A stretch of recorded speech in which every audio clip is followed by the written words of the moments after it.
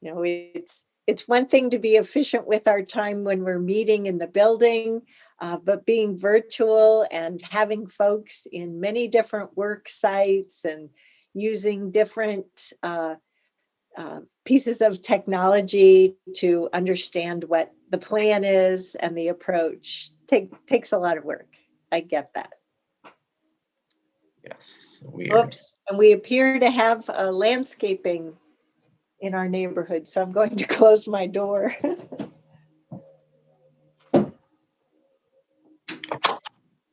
Well, we are just waiting for IT to give us the all clear that we're live back on YouTube.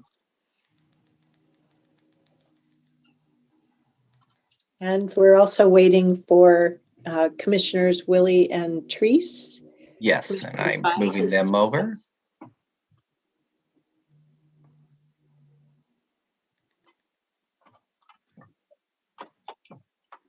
All right, and we are live. And just to note, when we stopped the stream for the board meeting, it didn't catch that last little bit of going into this work session. So it's noted in the minutes for the record, though. Wonderful. Thank you, Mr. Moss, for making sure that we have everything clear. So we are back in the Board of Commissioners work session for Tuesday, May 18th, 2021. And this is Chair Catherine Harrington. And with me is Commissioner Jerry Willie, Commissioner Pam Treese, and Commissioner Nafisa Fye. We're going to pick up on the remaining work session agenda items. We have one more item, Equity in Contracting Program. Turn the agenda over to Ms. Angie, Ms. Fuller, and Ms. Tillman. Thank you, Chair Harrington and Board of Commissioners. I do want to note that we are missing Jack Leon. He had a personal appointment today, but he has full confidence in his colleagues in this conversation. So with that, I will turn it over to Susie and Latricia. Great, so we are adjusting on the fly here. And so I don't know, Susie, if you'd like to start off with the opening slides that Jack would have done, or if you'd like me to do that, I'm happy either way. Well, I'm happy to do it. Thank you, Latricia. Good morning, Chair Harrington, Board of Commissioners. For the record, my name is Susie Fulcher. I am the Procurement Manager here at Washington County. And this will be, well, go ahead. Can I get the next slide, please? So the purpose of our presentation today is for the board to receive information and hopefully to provide some feedback on procurement's efforts in developing strategies for an equity and contracting program. Next slide, please. I'm going to start off with a brief overview of county procurement. I've been before you once before with a more detailed, but not since Commissioner Fye has been here, so we'll get her up to speed on that. And then the Office of Equity, Inclusion, and Community Engagement will do an overview on the supplier diversity. I'll come back and outline the proposed equity and procurement program development timeline and review proposed procurement rule changes. These are nothing that's going to go into effect right away. These are some proposals that we'd like your feedback on. If you're like them, then we'll do some training. They probably wouldn't be actually become rule until the end of the year. Ms. Fulcher, if I can just add a comment before we move forward. I do want to draw the board's attention to the word procurement. This is a very intentional word, and Susie's, Ms. Fulcher's title being procurement manager versus purchasing manager is also very intentional. There's a difference between procurement and purchasing. Purchasing is the tactical act of acquiring goods or services. We are at a point of transitioning to procurement, so our overall strategy of securing goods and services in alignment with goals of the county. So I did want to just provide that grounding in language as we move forward. Thank you. So can I get the next slide, please? Oh, sorry. Yeah. So a brief overview of the county procurement. Procurement is a division of our support services finance division. So we're a subdivision of support services. And we process the solicitations for all contracts, or most contracts over 150,000. We manage a digital solicitation system, which we put in place last March, April, when the pandemic hit. Very quick turnaround on that. And it's been received very well by county staff as well as by our vendors. Cut back on a lot of paper. So really a lot of good things came out of that, first little bit of the pandemic. We review all the purchase orders and approve and manage. Everyone asks me what you bought today. We don't buy anything. We manage and we oversee the procurement of things throughout the county. We do look at every county contract that comes through, and we administer the county's contract system. So we also 2 years ago went live with an electronic contract system, what we call ECATS, which is Electronic Contract Administration and Tracking System. Again, saving a ton of paper and just making things a lot more streamlined. We audit the purchasing card transactions for compliance and make sure that purchases are correctly authorized. And we provide a lot of training and education countywide on various aspects of procurement and contract management, and also for our vendors. We do outreach to our vendors and vendor relations. I know, gosh, it's been 2 years ago now because of the pandemic, but we did a good outreach that the chair attended for us, which was a great success. I'm trying to get people COBIT certified. We also manage the surplus property and disposition and maintain what we call the reuse store. So all those little, when you decide you don't like your organizer on your desk anymore, instead of putting it in the garbage, we put it back in the store because that might be, just the thing that somebody else wants. And of course, our Oracle Wizard procurement, we manage the procurement inventory modules for the county. Next slide, please. So this is these are two, and they're kind of colorful and maybe a lot, but these are kind of at a glance on what purchasing or procurement has done over the last 2 years. And you can see that from 2019 to 2020, we have moved from purchasing to procurement. The number of purchase orders processed, the number of solicitations issued, students taught, and then revenue from surplus. We put things out to auction to provide revenue for the county on things that we no longer utilize. And next slide, please.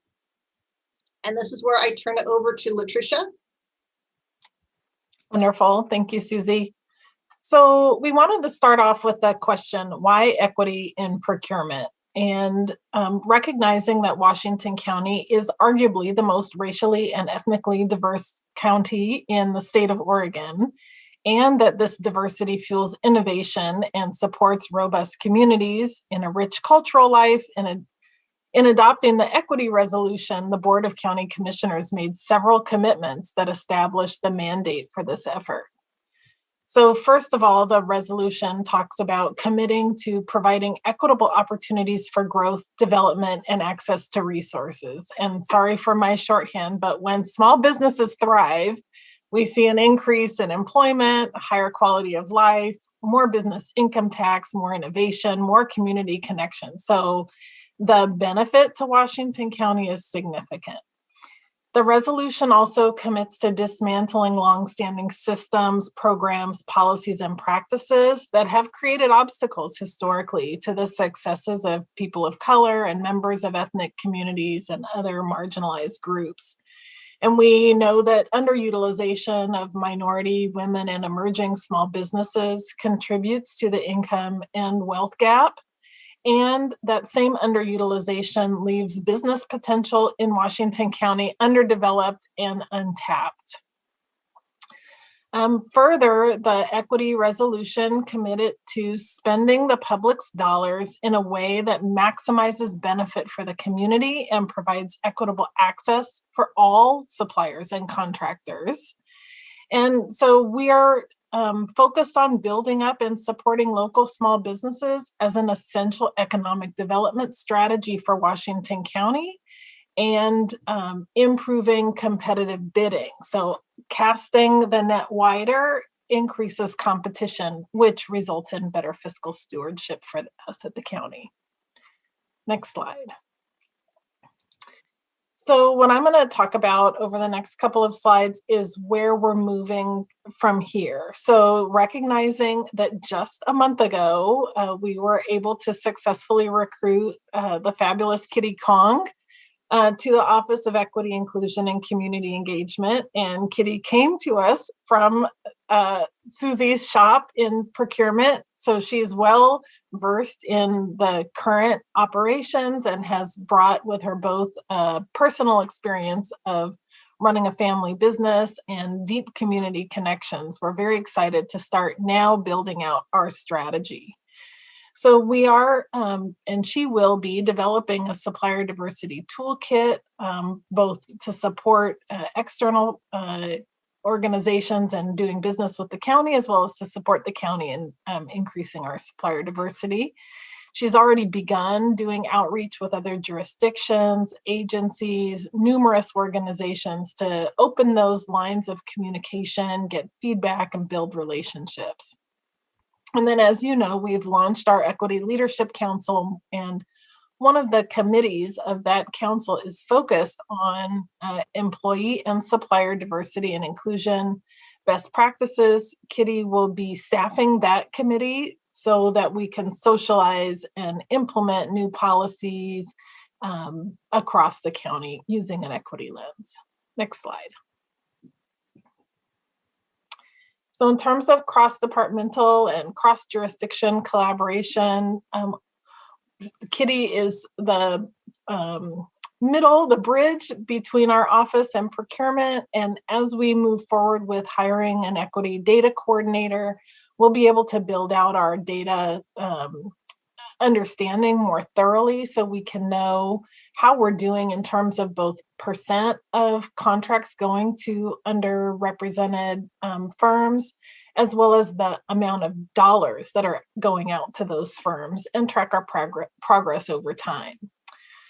We are doing research on the potential of doing a disparity and availability study, whether that's been done in various jurisdictions. There's different schools of thought around the utility of that versus the cost of that. So we're looking into that as a possible strategy at this point.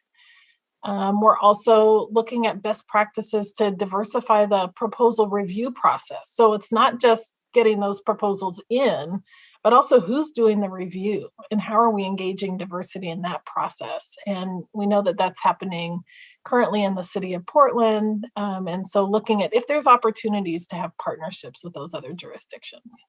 Next slide. Related to internal and external training, we are collaborating currently with the community engagement coordinator for supportive housing services, but we'll also be working with the housing justice coordinator, which is also a position in recruitment, and Matt Craigie, our economic development manager, looking at how we are apportioning Metro Affordable Housing Bond and ARPA funds using an equity lens, and also partnering with procurement on training related to using the COBIT database. And I am apologizing for using that acronym, especially since I can't spell it out. And so I'll circle back, or Susie can chime in. And then we'll be partnering with procurement to develop and hold ongoing trainings. We call them meet and greets between folks who need procurements and potential suppliers, and doing what we call matchmaking for those stakeholders who want to do business with the county. Next slide. So, okay, go ahead, Susie. I was going to spell out COBIT for everyone. It's the Certification Office of Business Inclusion and Diversity. So it's actually the acronym for an office at the state. So it's one of those. We've gone back and forth a lot of times on how do we say, do we say COBIT certified firms, or do we just say COBIT firms, because it is the certification office. So you'll probably see it both ways in different materials that you read or are presented to you, because it is, some people it makes sense one way and others another. So our goal, and it's, it's kind of a simple goal, but it's when you look at what is involved in achieving this goal, it's a very complicated goal. And that is to contract with a diverse pool of suppliers by increasing the percentage of contracts and just overall dollars spent with COBIT certified firms every year.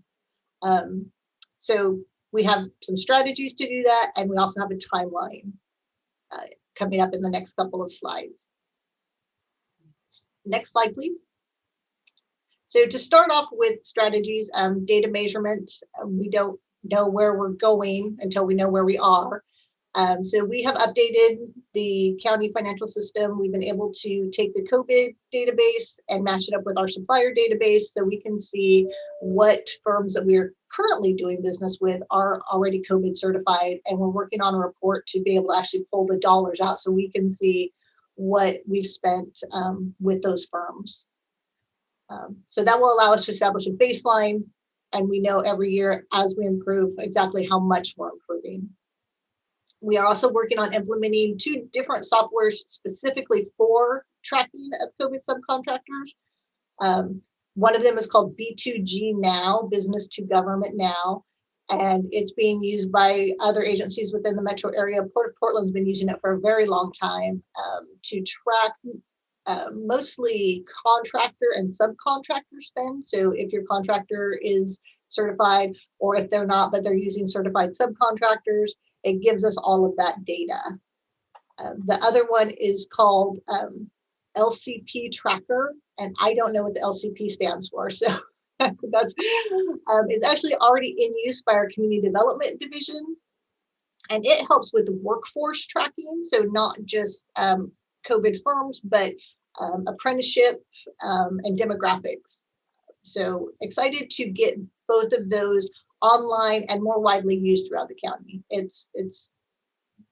They're a big lift seeing where those are needed and getting the training out and getting them utilized. And fortunately, both of them are widely used within the area, so the contractors are very familiar with them. So there's not a lot of training to do on that side for the most part. I mean, there's always going to be new contractors, but I'm getting those implemented. And then using that data, the data that we get from all of these different softwares to inform our steps and strategies moving forward. What areas do we need to work harder in to increase those numbers? So next slide, please. So another one of the strategies is training, developing internal training to assist departments to correctly utilize equity criteria and considerations and solicitations. We're using equity criteria now, but there are a lot of questions on how does this work? What am I looking at? Evaluators just aren't sure. So we want to develop a training for those people to make sure that everyone feels comfortable with what they're doing and that they're proceeding along the lines that we want them to proceed along. So, and then training departments on the utilization of the COBIT database, which is very simple, but it's not pretty. I don't know who did their database, but it's not, like I said, it just takes a little bit of knowing how to get in and use it. And then holding trainings for the external stakeholders on doing business with the county, and that's the outreach. And again, so excited, so sad to lose Kitty from my department, but so excited to have her as the new supply diversity coordinator because she will do an amazing job. And she does know what's going on here and where we really need, to bulk up. And the relationship part, she's very good at relationships. And I think that's going to be a very important thing moving forward is relationships with associations and other organizations that will help us get the word out there that yes, Washington County wants to do business with you. We want to put the public money into action, lifting up our small businesses and minority firms in the area. Next slide. So I guess I covered this a little bit already, but outreach and engagement. So meeting with the contractors, discussing barriers and possible solutions. I have the barriers that I think, are barriers, but obviously I need to see it from their side and what can we do to make it easier for them to compete for the dollars that we have. And encouraging non-certified firms to get certified. possibly helping with the process if we have budget to hire a consultant or someone that can actually go and work with people to help them get certified. If you're a small 2-person firm or 1-person firm, you know, at the end of the day, you've got bills to pay and other things to do, and maybe getting certified isn't your number one priority. So I'm sure any help would be welcome. And then we've been in talks with other regional agencies about trying to make our equity programs as similar as possible. So you're not seeing one thing at the city of Hillsborough and another thing at Washington County and another something else at Beaverton. We can't all be cookie cutter. It doesn't work that way, but we can make things as close as possible to the same, so that they have a good idea when they come in the door of what to expect, and it's not something totally different than what they just experienced, you know, when they did business with the city of Hillsborough. Next slide, please. So looking at our timeline, in the next 6 to 12 months, we will be partnering with the OEICE for program and policy development, working on outreach to contractors, training, and interagency outreach. So to develop all of the things that I just talked about, working with our internal staff, external suppliers, and reaching out to other agencies, and maybe doing some things in conjunction with them, you know, having open houses that include City of Hillsborough, Washington County, City of Beaverton, Clean Water Services. We will continue to update the rules for presentation to the board for approval. So based on your feedback, what you guys are looking to see and what's going to work, maybe getting feedback also from staff during trainings, and then presenting again, probably around December timeline, an actual change to the rules for your approval. Develop and roll out departmental guidelines and training. We're already working on improving the county data collection, but getting those two other softwares in place will be a tremendous help and give us a lot of data that we don't have now. And continue to engage in the regional conversations. That'll give us a framework for ongoing activities and other considerations. And next slide, please. So then year 2 and beyond, and this is all iterative, you know, we will continue to work to make the process better and better, but by lowering barriers of entry for businesses to be COBIT certified, assisting them in any way we can, exploring other options to support COBIT certification. I mentioned, you know, possibly bringing in a consultant or other type of help for small businesses, continuing, you know, to update the rules to make it so they reflect what your board wants to see, and then develop periodic performance reviews and reporting processes to keep you updated on the work that we're doing, and continuing obviously the work from year 1. And this isn't something that's ever going to be done. This is something that is going to continue to grow and hopefully become bigger and smoother and easier for people to manage and navigate. And then the next slide is just kind of a visual of the last slide to give us a nice timeline so you can see what we expect to accomplish within that first year and then year 2 and beyond. Could we see slide 16, please? I'm sorry, I didn't say next slide. Thank you. So this is, again, a timeline, just kind of laying it out in a more visual fashion. And then next slide. So one of the main things we're working on is, again, changes to the procurement rules. And we'll be coming back and asking about making some administrative changes. Some of them are just simple things like replacing references to the state's current Orphan system with the new system that will be up on July 1st, which is called Organ Buys. There are some updates to the clean air construction standards that you guys approved last time I was before you. Because of the pandemic, the timeline didn't exactly work out the way we had intended. So really just some cleanup there. And then things that will affect directly how we do business with small disadvantaged firms, adding verbiage to our competitive solicitations, adding equity requirements regarding RFP criteria. We currently suggest it and everyone does it, but it's not a rule. So putting it into rule just makes it a very firm stand instead of being a suggestion. It's a you must.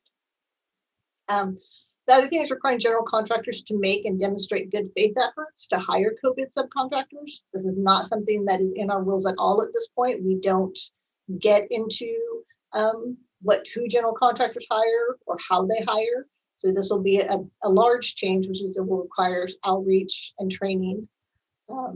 But it will help, again, the COBIT subcontractors getting into the county and doing work as a subcontractor initially, and then maybe as a general contractor down the road. And the third, under this particular section, is just meeting with procurement to discuss equity goals for all formal solicitations. So if it's a request for proposal, they might be just discussing what type of criteria is appropriate to put in. And with a bid, there may be some way that we can put some equity. You know, bids are usually low bid is low bid, but there are things that we may be able to put in to help give COBIDs a leg up on those. Next slide, please. So the competitive process under personal service contracts. So unfortunately, some of the rules are a little repetitive, so this probably looks just the same as the last, but it is a different section based specifically on personal services contract, which are your architects, your engineers, those types of things. So we would add equity requirements regarding the RFP criteria. And then when we direct contract with a COBIT firm, so currently any contract with a professional service up to 150,000, we can do what we call direct contract, which is I choose you as the contractor. We may require a justification on why you chose that contractor, but there's no competitive process required. This would change that. So if you were direct contracting with a COBIT firm, that would be fine. But if they were not a COBIT firm, there would be a process that would be involved. You would have to solicit 3 qualified firms, including a minimum of 2 COBIT firms. It does say with exceptions. There are some things like legal, medical, where it does not make sense to do any type of competition between them. They have specialties, and you don't go low bid on your doctor. Intermediate procurements, we would add a requirement currently if it's for things, for goods or some types of services, you have to get 3 quotes. This would change the requirement, and it would add that when you're doing those 3 quotes, you need to get quotes from no fewer than 2 COBIT firms as well. So it would still be 3 quotes, but 2 of those would have to be COBIT if they're available. So that's one thing we're looking at the database. If it's a pest control and there are no pest control COBIT firms, then that would be an exception, and we would allow them to just get quotes from 3 firms, not necessarily COBIT. Next slide.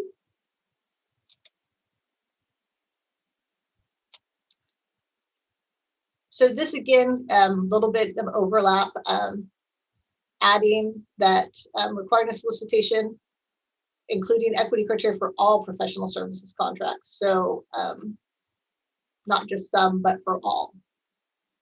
Under public improvement procurements, we would add verbiage requiring soliciting quotes from at least 2 COBIT firms. Again, this looks a lot like what you saw on the last slide, but this specifically speaks to public improvements, which is your construction and that type of thing. And then adding section 40-015, which is a subcontractor equity program. Again, this is something we have not done in the past. This is going to be totally brand new, would require training and education before it went into effect. And the purpose of that would be to provide equitable opportunities for COBIT firms participating in opportunities through our public improvement contracts. So the roads that we're building, the beautiful event center that we just built, those types of things would then have requirements for COBIT firms that we don't currently have in our rules.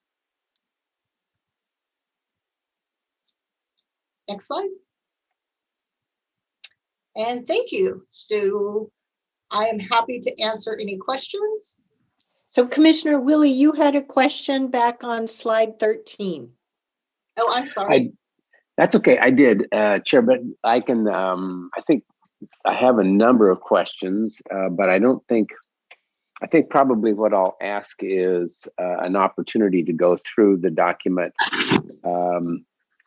at another time, because I have read through the document and I just have a lot of questions that I don't want to propose today. But is there a cost of this certification? Are we adding, I mean, is it going to cost these small businesses to get certified? It does not, the cost is in time. Okay. So it really is, it's not a quick and easy process. They try to make it as streamlined as possible, but there is, paperwork that has to be submitted and things that need to be filled out. So, Well, So if I if we could would, give a little bit more of an explanation around that. So the state and many public agencies have done a lot of work to reach out to these firms for years. This goes back, I can say with confidence, when I was a Metro counselor, going back to 2008. And while you were the mayor of the city of Hillsborough, Commissioner Willie, the city of Hillsborough was doing this work as well, because Hillsborough, the Hillsborough Chamber and Metro participated in multiple meet and certify events while I was a Metro counselor in doing this work with more and more firms. And it has been very successful. And now Washington County was absent to that party.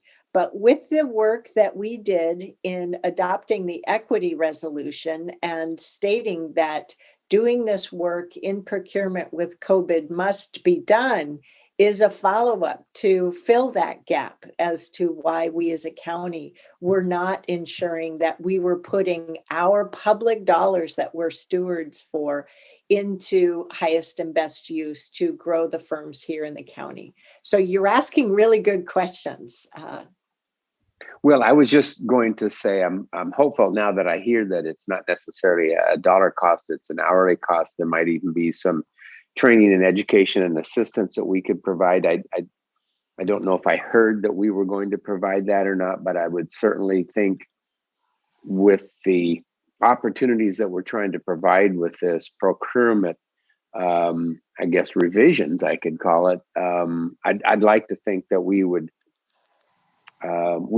provide whatever it is that to get these businesses certified. And so I'll stop there and let you answer that question, and then I have a follow-up that's behind that.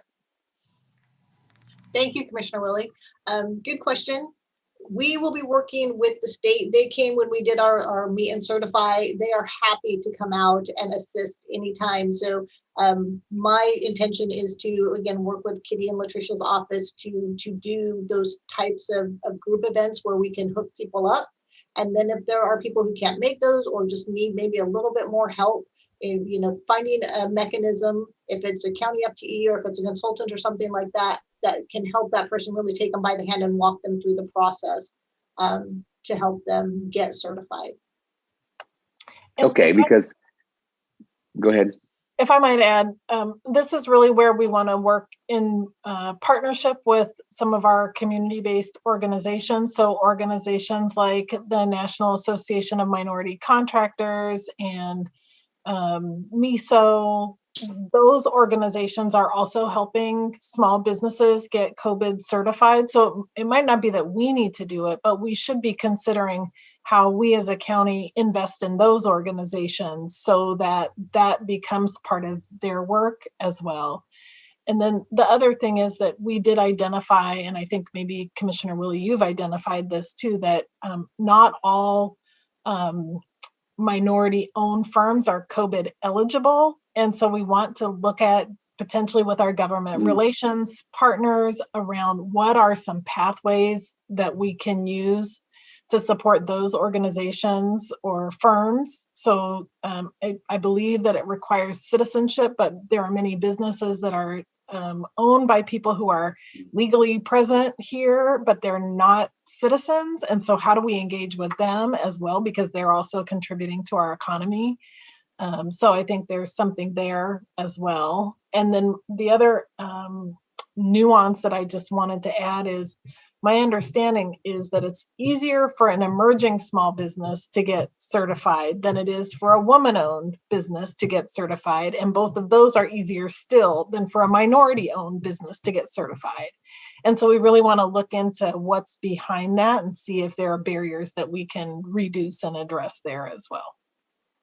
Well, that's an excellent observation, because here we are saying we want to incentivize and encourage all these certified businesses, but then we look back at the guidelines and the rules that evidently the state have put together, and there's lots of barriers and obstacles in that whole process. So yeah, this sounds like maybe it's a little bigger project than what we even envisioned, but I know our intent is to at least provide that opportunity at the county level. So that's a good start. And if the tail's wagging the dog, well, then let's do that. And like I said, there's a number of other things, questions I have in there. So I don't know if Latricia, if I would get together with you or Susie or Kitty or who, but if I'm sure Megan is paying attention here. So I'd like to have an opportunity to sit down and have this discussion with you a little bit more in depth on the document itself. Great, Absolutely. thank you. And the answer is yes, all of us probably. Commissioner Fine, Commissioner Treese, any questions or comments?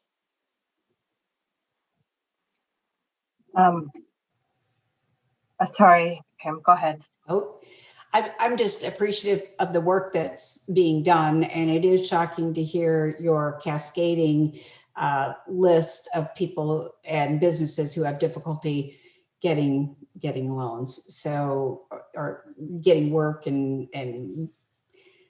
being successful anyway. So I appreciate the work that's being done. It's part of what the goals were in relationship to our resolution, and it's very rewarding when I see you put up the resolution and remind us about the different pieces that we were going to accomplish and see the work that the staff has done. So thank you for that.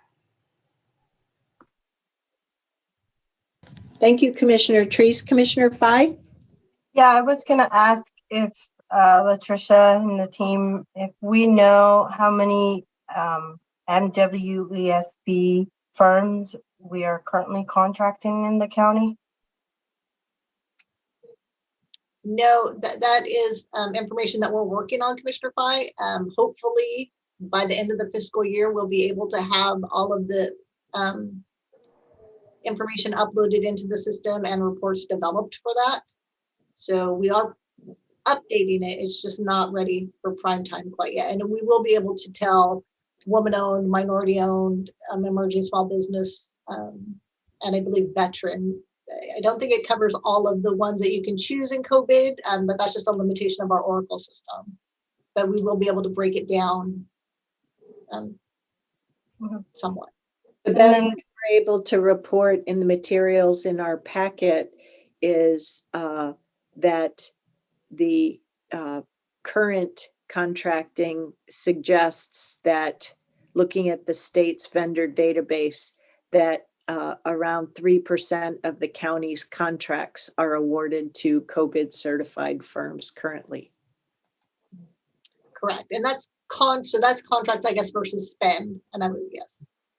I'd also add that a missing data point from this conversation, given who is considered COBIT, is how we're contracting as a county with culturally specific not-for-profit organizations, because they are also not eligible to be certified as COBIT firms. But that is also an area of conversation that we are having, and we're hearing more from departments having that conversation as well.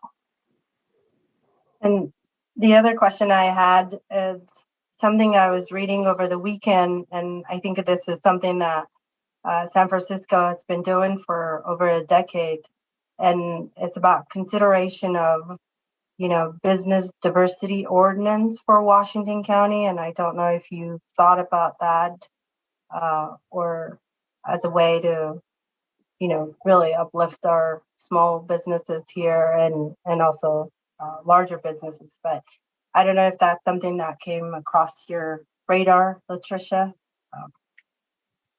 I'm not familiar with that. Any information you could send our way, we'd appreciate. And I would just say that I think, to me, that there's issues around COBIT certification, the work involved, but also the return on that investment of time. And so I think the more that Washington County comes forward with the proposed rule, procurement rule changes around opening up more opportunity for COBIT firms, we create more of an incentive for those firms to engage in the conversation. So I'm not exactly sure how that aligns with the ordinance that you're referring to, Commissioner Fye, but I'm really hopeful that us leaning in to creating those requirements around considering and engaging in conversations with COBIT firms helps to move us in that direction as well.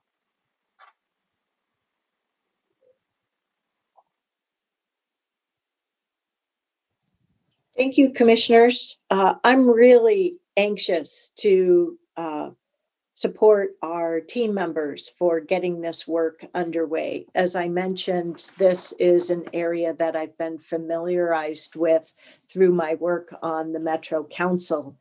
I fully applaud our team having ambitious yet achievable goals. It's, in some ways, I'm a bit frustrated that we haven't gotten on with this already, because I encouraged, cajoled, invited Washington County to the party to do this work with Washington County jurisdictions while I was a Metro counselor, but they just didn't have the policy direction and support. I also have to accept that with the pandemic, the volume of contracts involved with putting together our pandemic response and associated recovery, including the economic recovery, has been incredible. And, the learning for us as an agency is that moving forward with the ARPA funds and investment, we need to bring on some additional support to do that work. We've really maxed our staff out. So I'm really pleased to see that we're getting on with it, so to speak, to be a little flippant about my language. I'm anxious for us to get that baseline completed, but also to get a first round of the rules done. I know from experience that this will require us to invest staff time to meet with contractors, going to their various gatherings and association meetings, which I know takes time and intention. It's everything from the Metropolitan Chamber of Commerce to just the Latino subgroup of the Hillsborough Chamber and beyond. And there are new firms forming all during the course of time.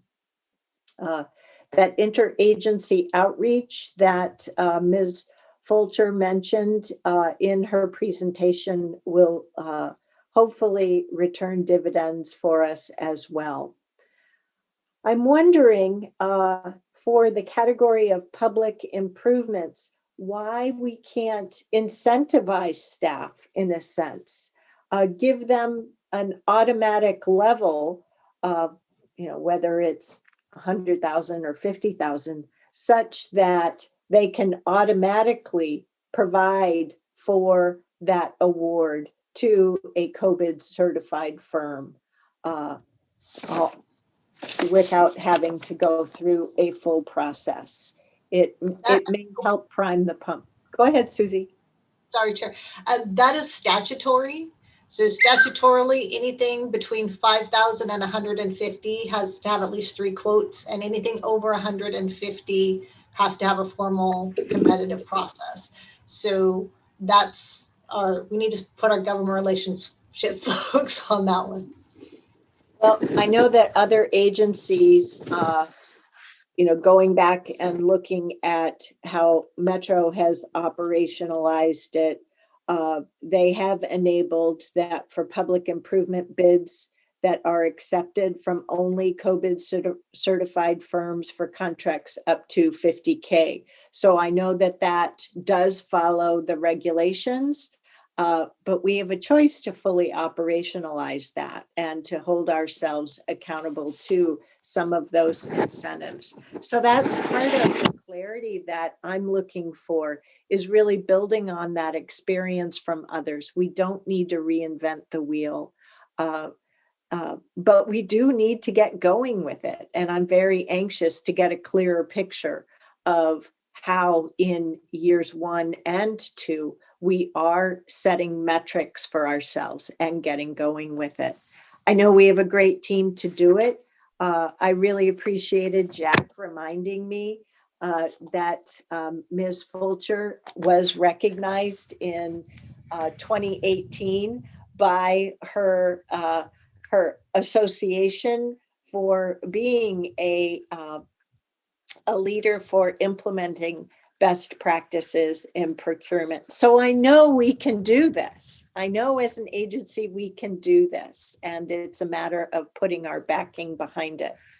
I also appreciate hearing from our staff about other things that they're learning about for challenges for different groups to get certified. And yes, I totally support our engaging or having our government relations team engage with our partner agencies, especially here in the region, in order to get some advancements made to the state regulation, because it only stands to benefit our economy here locally in Washington County, throughout our tri-county metropolitan region, but also at the state. It's about taking care of our own, using our own assets, that's the taxpayer money and fees, and putting it into practice while also getting the work, the important work done that needs to be done. So thank you for grabbing the bull by the horns and getting this moving forward. And I appreciate learning more about that and seeing the rules come to us for adoption later in the year. Any last comments? Ms. Angie, did you and the team get what you needed from commissioners today? Yes, we did. Thank you for the conversation. And I think we have great direction on next steps. And I just appreciate the team's work and commitment. Go team, go. Team Washington County, you've got this. Thank you, Madam Chair and Board. So, Madam Chair, if you'd like to revisit your conversation about the June 28th Town Hall topic. Thank you for that reminder. And I also want to compliment the team for your nimbleness so that we could best leverage everyone's time to take care of our work session agenda. So, commissioners, you might recall that we had a memo put together by Elizabeth Mazzara Myers for our town hall in June on Monday, May 28th. And there were various topics. Here, I can't put my fingers on it right away myself. Various topics that were suggested for that. Does everyone have that handy? I know I've got to get into my email real quick. No, actually, I was looking for that earlier this morning, Chair, and I did not find it either. So could you give me a date maybe that I could go back and look at when that email came out? Or if I may suggest, I see Elizabeth on the attendee list. If we promote her and then she can maybe share what the topics are. That would be great too. I do know that we had it for our, I believe our March or April roundtable. Good morning. I was expected to be promoted so quickly. I'm pulling that up and I will share it in just 2 minutes. Great.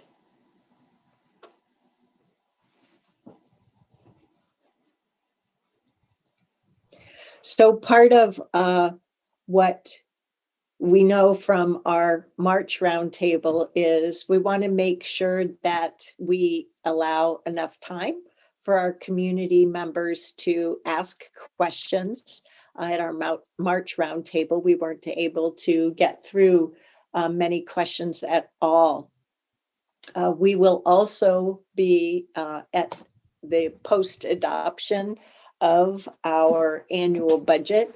So we may engender a variety of questions about that. Our March roundtable, the main theme of that was sharing the Board of Commissioners priorities for this year, as well as priorities for all 5 of us. So Elizabeth, are you able to bring that memo forward to us by email and/or through sharing? You're on mute, by the way. I'm on mute. Yes, I will forward it by email now, and I will ping you, Kevin, in just 2 seconds when I'm ready to share it. Thank you. Sorry. That's okay. Since your camera came back on, I thought maybe you were all set. So, so the reason why we're trying to get a lock on this now in the middle of May is in case there is any PowerPoint information that we need our staff to prepare, but also to put out there to our community as part of the announcements what the theme will be, so they can put their thinking caps on. It will be a Monday evening roundtable on Monday, June 28th. There it is. And while we have a 2-hour time frame set up on our calendar, we had been shooting for just an hour town hall so that doesn't take too much time from our community members and tends to increase the number of people who attend.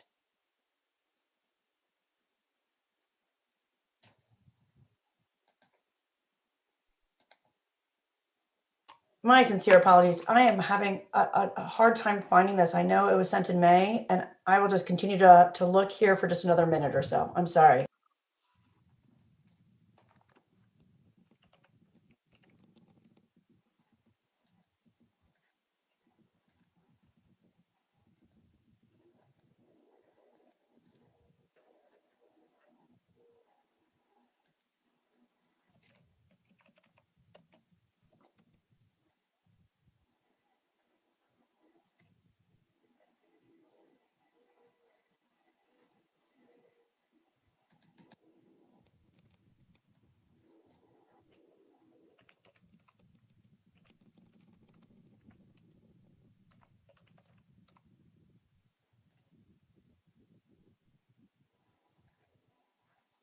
So commissioners, I just sent it to you by email.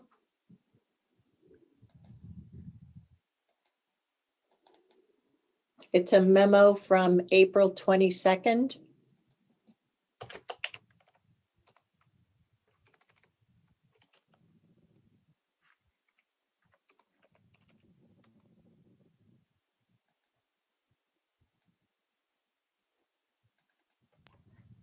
And I have it here to share if you prefer.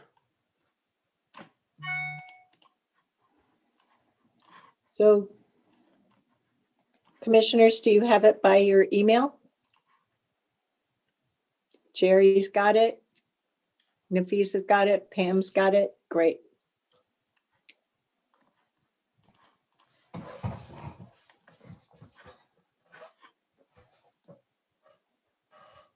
So if we move to page 2, I'd like to recommend that we follow through with planning 1 hour.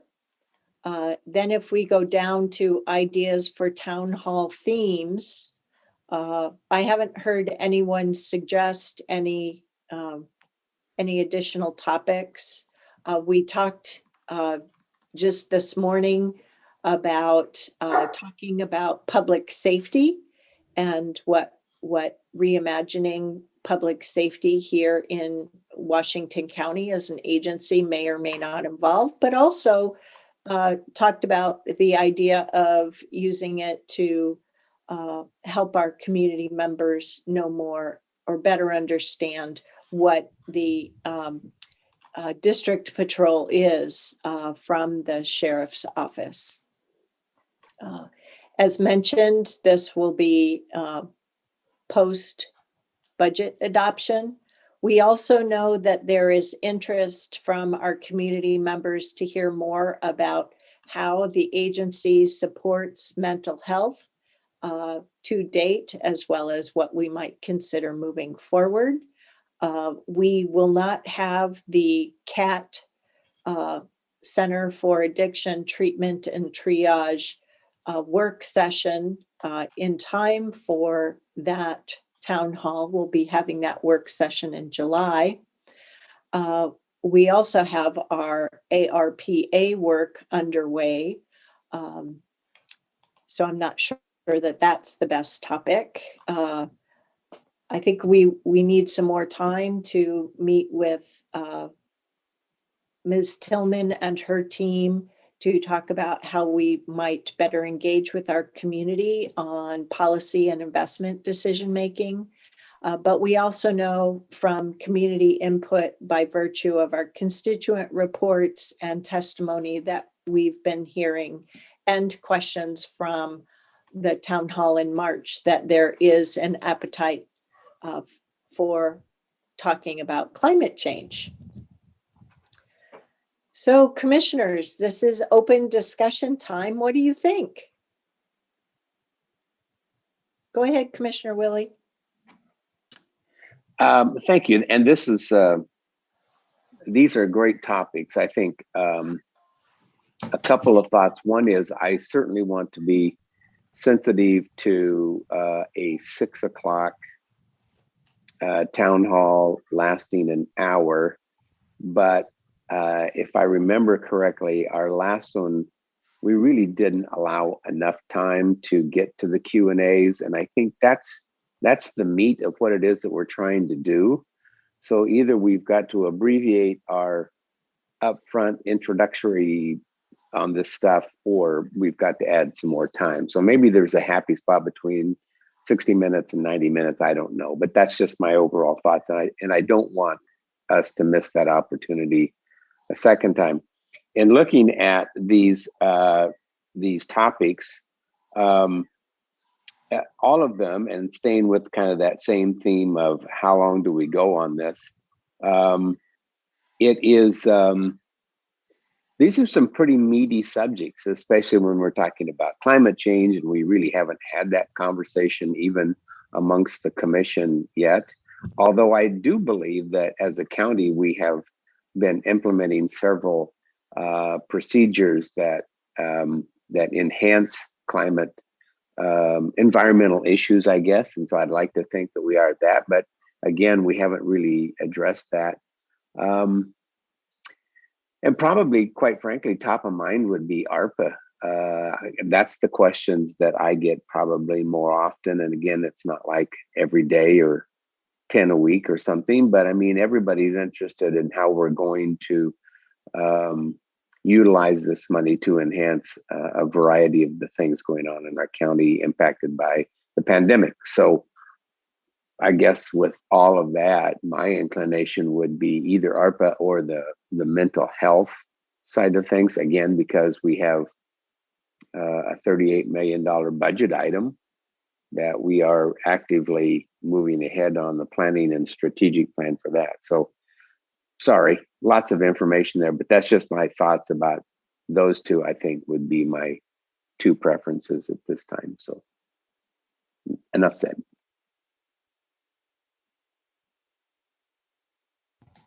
Other commissioners? I feel like I've been carrying the load on community engagement and town hall topics for a while. So that's why I'm really reliant upon this discussion. And Commissioner Willie, I really appreciate hearing from you. Well, I I would agree with what Commissioner Willie said. I think I've heard from one constituent that was disappointed that I didn't chime in one of the questions or didn't answer some of the questions because we ran out of time. So I know we need, I agree with you, finding that happy medium or that middle compromise plan, but I think 1 hour might not. But then I also agree with your point that maybe we need to abbreviate, because I think all of us did talk about some of our priorities last time, which I know that took time. So in terms of topic, I do think a lot of people, including myself, would like to know some information about the ARPA, and I think people want to know what the commission is planning to do with some of that money and how we're going to prioritize. So I think ARPA is one for me, and then also the mental health. I think it's my second choice. I could support both of those. I think that what I'd like to do about our discussions around the safety issues and the ESPD is to wait and see what our plan is overall and make sure that we are kind of, Chair, you rolled your eyes on that. No, I was thinking plan overall. I was trying to think about what that meant. Well, more the communication plan, and how, when we talked earlier today, we talked about making sure we had public engagement around safety issues. So I'm just trying to put that discussion into this piece. It seems a little early for us to do that, but that doesn't mean that it isn't critical. I do think that the interest level would be high around the around ARPA. And mental health, I think that it is a critical issue that people need and want to get information about. The other thing that we could think about is how do we tie that around maybe some of the work that we're looking at in terms of the bond, the supportive health housing services bond, and some of the bigger issues as well. That came to mind. I know it's not on this list, but. Ms. Angie, could you remind the full Board of Commissioners, while I don't think the full board has received a set of updated rolling agendas for quite some time, can you remind the full board when the ARPA framework proposal will be first discussed with the Board of Commissioners? Yes, through your discussion, I've been scrambling to my rolling agendas. June 22nd is when that's scheduled. So that puts timing, it's really challenging from a timing perspective for a turnaround. Yeah, so this is somewhat of our age-old problem that with all of the work we've got going underway, it's hard to get certain things planned and orchestrated, which is why it now is a good time not only to be talking about June, but also September. On mental health, one of the things that I came to as a result of this discussion is how people can make sure that they know how to connect with mental health services or help others get connected,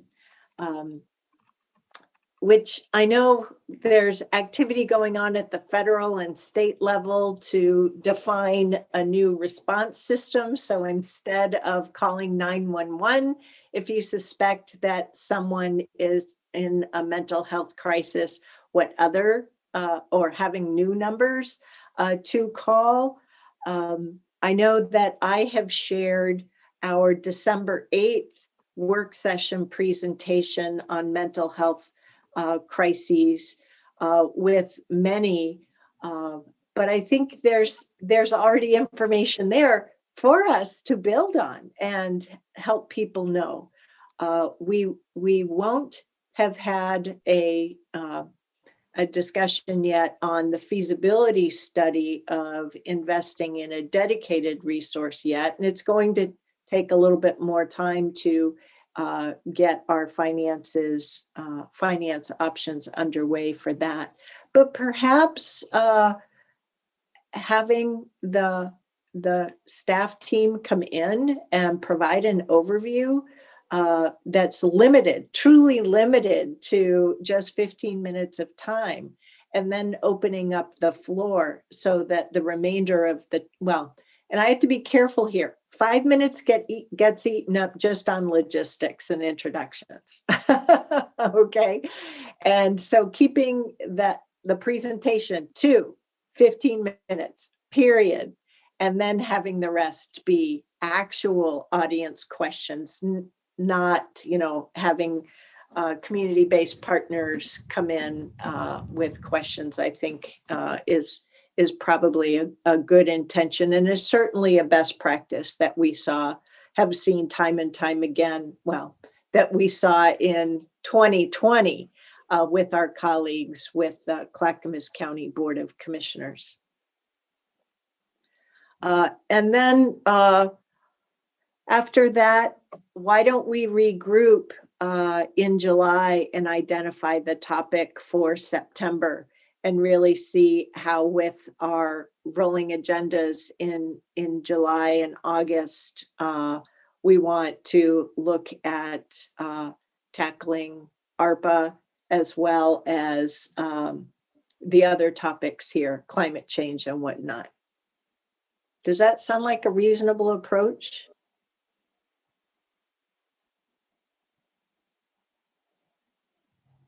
I see. Okay, thank you. I saw Commissioner Tree shaking her head. Commissioner Fye, is there anything more you wanted to share? Okay. Ms. Angie, could you help us sync up with the members of the agency team about providing a 15-minute overview? Yes, and through your discussion, I was thinking that we could put some resource documents together or resource links, I should say, of already available resource for individuals who may want to do some pre-reading on Washington County services. This could be a great first discussion as the board has the first look at the CAT feasibility study on July 13th. Yep. Okay, great. Is there any other information you want to try and glean from us at this time, Elizabeth? Okay. All righty. Well, thank you, everyone, for being. Oh, go ahead, Commissioner Willie. I just like to say to Diane, welcome to I guess spring weather or something. I've been sitting here now this morning from 8:30, and I've had beautiful sunshine, and then very, very cloudy, and then it just poured rain for like 5 or 10 minutes, and now we're back to beautiful sunshine out here again. So welcome to spring. Maybe we'll get some water to fill up Hag Lake again or something. Yeah, we love rain. Yes, that's right. All righty. Well then, without further ado, I think we'll adjourn today's work session. Thank you, colleagues. All right. Thank you, commissioners, and I will republish the work session packet with this added memo. Thank you.